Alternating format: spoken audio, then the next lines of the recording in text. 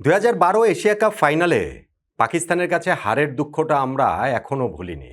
2016 টি-20 বিশ্বকাপে ভারতের কাছে বেঙ্গালুরুর সেই পরাজয় এখনো আমাদের কাছে বেদনার স্মৃতি হয়ে বাজে।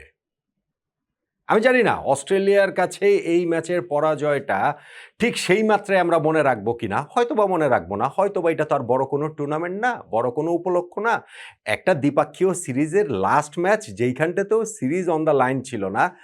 কিন্তু সত্যি সত্যি এই ম্যাচের পরাজয়টা আমি অনেক দিন মনে রাখবো। এই দুঃখটা আমার অনেক অনেক দিন থাকবে যে অস্ট্রেলিয়াকে আমরা কীরকম বাগে পেয়েছিলাম। বেশি করে কষ্টটা থাকবে নিশ্চিত পরাজয়ের মুখ থেকে আমরা যেইভাবে জয়টা প্রায় ছিনিয়ে নিয়ে এসেছিলাম, বড় দল হয়ে ওঠার ক্ষেত্রে সেইটা একটা বিরাট বিরাট বিরাট বড় স্টেটমেন্ট হিসাবে থাকতে পারত। সেইটা যে হয়নি, ওই কষ্টটা তাই থেকেই যাবে। দেখেন, এই অস্ট্রেলিয়া সিরিজের মধ্যেই আমি একটা ভিডিও দেখছিলাম বাংলাদেশ টিমের ড্রেসিং রুমের, যেখানে মুস্তাফিজুর রহমান বলছেন যে অস্ট্রেলিয়া কেন বড় দল, ওই যে শুরুতে তাদের 5-6টা উইকেট চলে গেছে, তারপরও যে তারা একটা পার্টনারশিপ করেছে, ওই রেফারেন্সটা তিনি দিচ্ছিলেন যে বড় দল হয়ে উঠতে হলে এই কাজগুলো করতে হয়।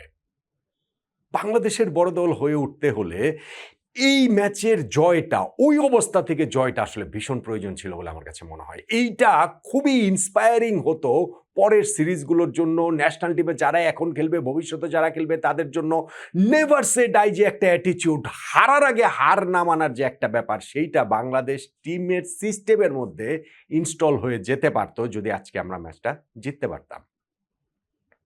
শেষ 30 বলে অস্ট্রেলিয়ার মাত্র 9 রান প্রয়োজন। ওই ঠিক আগের ওভারটাতে অস্ট্রেলিয়ার কুপার কনলি তাসকিনকে 3টা ছক্কা মেরেছেন, তাদের হাতে 5 উইকেট আছে, ম্যাচ তো শেষই। এবং সেই জায়গা থেকে আমরা ম্যাচটা প্রায় জিতে বেরিয়ে গিয়েছিলাম। আমরা পারিনি কেন?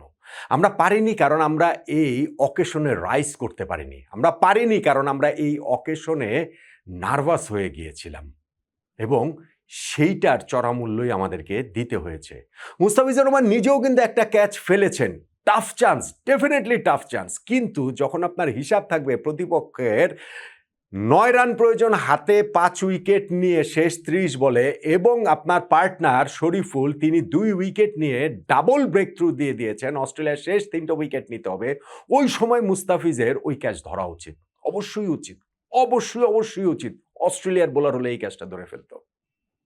ঠিক আছে, সেই ক্যাচের পরে না হয় আমরা নেক্সট ওভারে শরীফুল ওই ডারউইসকে আউট করে দিলেন, ওইটার একটা প্রায়শ্চিত্ত হলো, অস্ট্রেলিয়ার শেষ 2 উইকেট হাতে রয়েছে। কিন্তু আমরা তো আবারও মিস করলাম, আমরা তো আবারও ভুল করলাম। অ্যাডাম জাম্পার ক্যাচটা তানজিদ হাসান তামিম ফেলে দিলেন, এবং বোঝাই যাচ্ছিল যে তিনি কিরকম নার্ভাস। বাংলাদেশের পুরো টিম হাঁটু মুড়ে বসে পড়ল, হতাশা পুরো টিমকে একেবারে গ্রাস করে ফেলল। নিশ্চিত জয়টা, অস্ট্রেলিয়ার গ্রাস থেকে জয়টাকে আমরা আসলে প্রায় ছিনিয়ে নিয়ে আসার অবস্থাতে ছিলাম, আমরা সেটা পারিনি।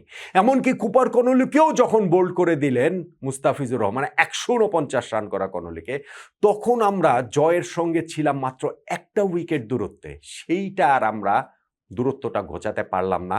হ্যাঁ, মুস্তাফিজের বলে ওই ব্যাটের আউটসাইড এজ বিট হয়েছে, ব্যাটের হচ্ছে গিয়ে ওই আউটসাইড এজ নিয়ে হচ্ছে গিয়ে ওই উঠে গিয়েছে, ঠিক আছে, কিন্তু ওই ডিফারেন্সটা কিন্তু এই ফাইন মার্জিনেই হয়, এই এতটুকুতেই হয়। আমরা সেই অতটুকু জায়গাটা কাভার করতে পারলাম না। আমি অবশ্যই অবশ্যই বিশ্বাস করি যেই অ্যাডাম জাম্পার ক্যাচটা তানজিদ হাসান তামিম ফেলেছেন, সেই অ্যাডাম জাম্পার 4 মেলেই আমাদেরকে হারিয়ে দিয়েছেন। জাম্পার সেই ক্যাচটা যদি তানজিদ তামিম ধরতে পারতেন, বাংলাদেশ এই ম্যাচটা জিততে পারত। শেষ 30 বলে 9 রান প্রয়োজন, হাতে 5 উইকেট নিয়ে অস্ট্রেলিয়া, মাইটি অস্ট্রেলিয়া, এই অবস্থায় যদি আমরা তাদের হারিয়ে দিতে পারতাম, বাংলাদেশ টিমের কনফিডেন্সটা কোথায় থাকতো আপনি বলেন তো দেখি। আর ওই যে বলছিলাম ফাইন মার্জিন, ওই যে বলছিলাম বড় দল হয়ে ওঠার তরিকা, ভাই ডিফারেন্সটা ইন্টারন্যাশনাল স্পোর্টসে এইরকমই হয়। বিশ্বকাপ ফুটবলতে চলছে, আমি তার একটা ছোট্ট উদাহরণ দিই, আপনারা সেটা রিলেট করতে পারবেন। 2022 বিশ্বকাপ ফাইনালে ওই রকম ধ্রুপদী ফাইনাল, সর্বকালের সেরা ফাইনাল যে ম্যাচটা, সেই ম্যাচে তো শেষ 80 শেষ পর্যন্ত আর্জেন্টিনার, মহাকালের মহানায়ক হয়ে ওঠা লিওনেল মেসির, তাই তো? একদম লাস্ট মোমেন্টে কোলোমুয়ানির যেই শটটা ফিরিয়েছিলেন এমিলিয়ানো মার্টিনেজ, ওটা তো গোল হতে পারতো, হতেই পারতো, ওইটাও তো খুবই ফাইন মার্জিন ছিল, তাই না? যদি সেটা গোল হয়ে যেত তাহলে ফ্রান্স হয়তো বিশ্বকাপ জিতে যেত, তাহলে লিওনেল মেসির মহাকালের মহানায়ক হয়ে ওঠা হতো না। এটা টিম গেম, সবার মিলেই করতে হয়। ঠিক তেমনিভাবে 2014 বিশ্বকাপে ওই গত বিশ্বকাপেরও আরও ৮ বছর আগেই সেই ফাইনালে যদি গনজালো হিগুয়েইন ওইসব মিসগুলো না করতেন, মেসির তখনই মহাকালের মহানায়ক হয়ে ওঠার কথা, হয়ে উঠতে পারতেন। তার তো কোনো অপরাধ নেই হিগুয়েইনের মিসগুলাতে। ঠিক তেমনি তার তো কোনো কৃতিত্ব নেই, মেসির কোনো কৃতিত্ব নেই এই এমিলিয়ানো মার্টিনেজের সেভটাতে। কিন্তু টিম গেমে এইটাই হয়, সবাই মিলেই হচ্ছে গিয়ে টিমটাকে তড়িয়ে নেন এবং এরকম ক্রাঞ্চ মোমেন্টে একটা টিম বেরিয়ে আসে। যারা বেরিয়ে আসে তারাই বিজয়ী, যারা বেরিয়ে আসতে পারে না তারাই ইতিহাসে পরাজিত হিসাবে থেকে যায়। বাংলাদেশ এই ক্রাঞ্চ মোমেন্টে বেরিয়ে আসতে পারেনি। আমরা দুইটা ক্যাচ মিস করেছি। মুস্তাফিজ মিস করেছেন, তানজিদ তামিম মিস করেছেন। এর মধ্যে স্পেশালি তানজিদ তামিমের ওই ক্যাচ মিসটা অমার্জনীয়।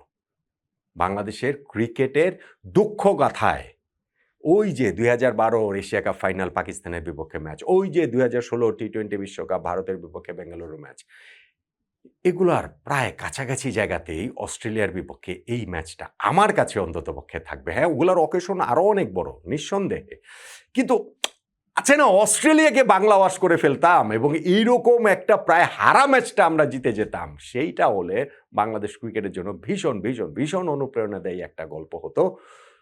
সেইটা যখন হলো না, তখন সেই মুস্তাফিজের কথার মতোই বোধহয় একটু আশঙ্কার জায়গা থেকে যায়। ওই যে বড় দল হয়ে ওঠার পথে একটু যে বাধাটা, শেষ যে ধাপটা, ওই যে সামান্য যে মানে মার্জিনটা, ওইটাই কি আমরা আসলে অতিক্রম করতে পারছি না? অবভিয়াসলি বাংলাদেশ অস্ট্রেলিয়ার বিপক্ষে ওয়ানডে সিরিজ জিতেছে, ফ্যান্টাস্টিক অ্যাচিভমেন্ট, ফ্যান্টাস্টিক। এটাকে আমরা অবশ্যই সেলিব্রেট করব। সেই সেলিব্রেশন আমাদের ক্রিকেটারদের অনেক অনেক অবদান রয়েছে। ওই যে তাওহিদ হৃদয়, তিনি তো গাড়ি নিয়ে ঘুরছেন। এই যে কামব্যাক সিরিজে মোসাদ্দেক হোসেন সৈকত, তিনি প্লেয়ার অফ দ্য সিরিজ হয়েছেন, সবই ঠিক আছে। কিন্তু ভাই, এই লাস্ট ম্যাচটাতে, ওই লাস্ট সময়টাতে, ওই যে ক্যাচ মিস তানজিদ হাসান তামিমের, ওই দুঃখ তো কিছুতেই ভুলতে পারছি না, কিছুতেই না।